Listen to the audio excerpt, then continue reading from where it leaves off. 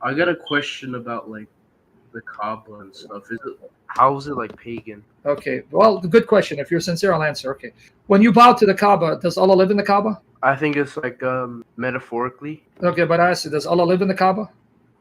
No. Okay, when the Jews bowed to the temple, it's because God said His presence would be there. He would truly live in there. So when they're bowing to the temple, they're bowing to God because God said, though He's in heaven, He would put His presence there. So they're bowing to the God who lives in that house. But Allah doesn't live in the Kaaba, right? No. So why bow to it?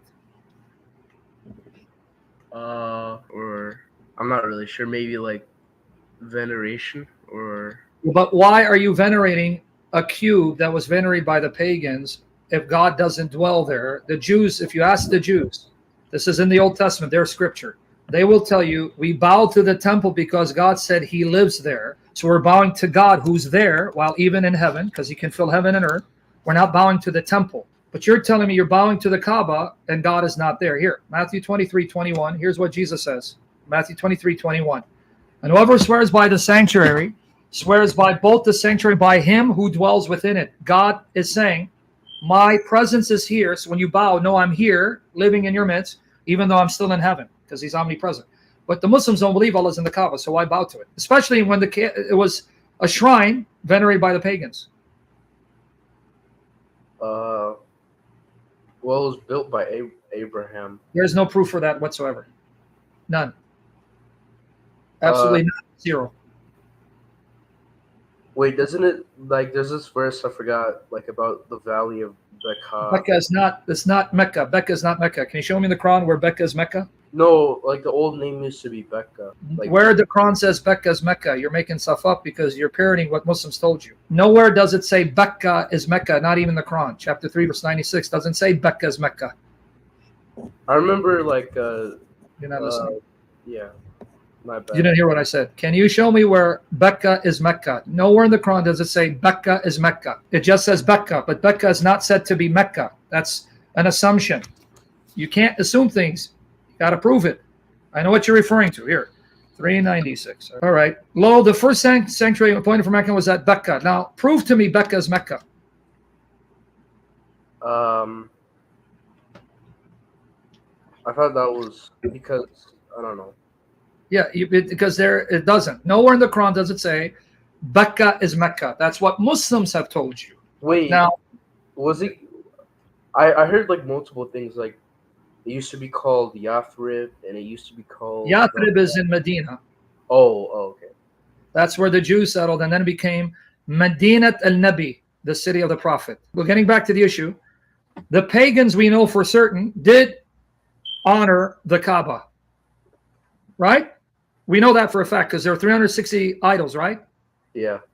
Okay, so that we know from Muslim sources, the Kaaba was venerated by pagans. But we have no proof that the Kaaba was established by Abraham and Ishmael. There's no proof for that whatsoever.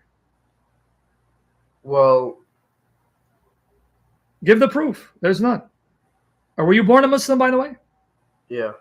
Okay. Yeah, but that's what they tell you. But you got to ask questions. Say, excuse me, Sheikh, do you have any pre-Islamic evidence, archaeology, manuscript, any writing before Islam, whether Jewish, Christian, or pagan, that mentions Abraham Ishmael went to Mecca and that the Kaaba was built by Abraham Ishmael? There is none. It's not. I'm not lying. There is none. This comes from later Islamic tradition. Okay. My question is, why are you going to the Kaaba? What is it? Like it's just like it's like a cube in like the middle of the desert. Yeah, because there are pagans who erected many Kaabas. Even your own traditions say there are many Kaabas. One was in Mecca, the other was at Taif. Kaabas were common because they erected shrines to gods and goddesses. Then wait, why are there none anymore though? Because the Muslims demolished everything in their path. I mean, isn't that obvious? What did the Muslims do? They take over lands and they demolish shrines. Okay. Well, hold up. I always wonder, like, why do they, like, is it kissing, like, the stone? Is that pagan? Well, why do you kiss the black stone? Well, I'm going to be honest, I don't really know. Well, even Muhammad didn't explain it because even Umar said he didn't have any idea why he's kissing it, but he did it because Muhammad did it. Here, let me show it to you. So even Umar ibn al-Khattab, he says, I know that you're a stone that can neither harm nor benefit. Had I not seen the messenger of Allah kiss you, I would not have kissed you. So he didn't even understand why, but he just did it blindly, right? But So why did Muhammad command it though? because the pagans did it. So he's taking the practices of the pagans and he's making it part of Islam. Here, let me show you here in my article right here. Did the pagans worship stones before Muhammad? Yep. Sahih Bukhari, volume 5, number 661.